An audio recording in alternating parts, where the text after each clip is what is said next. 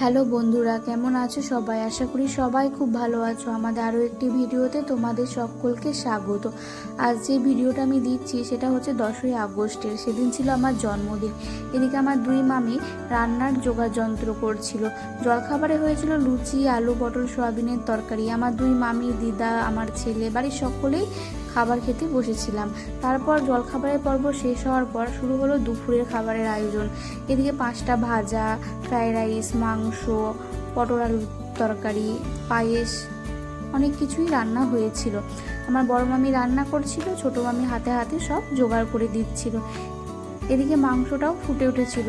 সেদিন থেকেই শুরু হয়েছিল আমার বরের জ্বর। তারপর রক্ত পরীক্ষা করার পর জানা গেল ওর হয়েছে টাইফয়েড।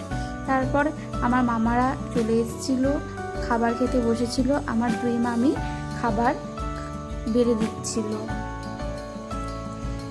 তারপর আমাকে থালা সাজিয়ে খেতে দেওয়া হয়েছিল। তারপর একে একে আমাকে পায়েস, মিষ্টি খাইয়ে সবাই আশীর্বাদ করছিল। প্রথমে আমার কাকি শাশুড়ি মা আমাকে একটু পায়েস, জল খাইয়ে দিল আর আশীর্বাদ করলো। তারপর আমার এদিকে শ্বশুর মশাই আমাকে একটু পায়েস, মিষ্টি খাওয়াচ্ছিল। তারপর আমার বর আমাকে একটু পায়েস, মিষ্টি খাইয়ে দিচ্ছিল।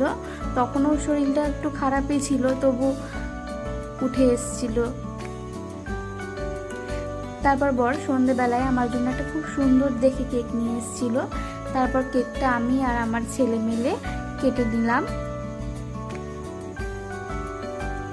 তখনও সবাই ছিল, আমার মামিরা, আমার ভাই বোনেরা, আমার ভাসুর, যা, দিদা, আর আমার বর এক পাশে শুয়েছিল। তখন ওর শরীরটা একটু একটু খারাপ করছিল।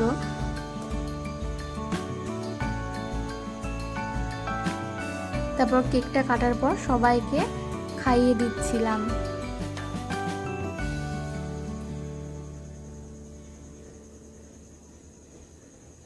সেদিন দিনটা খুব ভালো মতো আনন্দ করেই কেটেছিল আমাদের সকলের।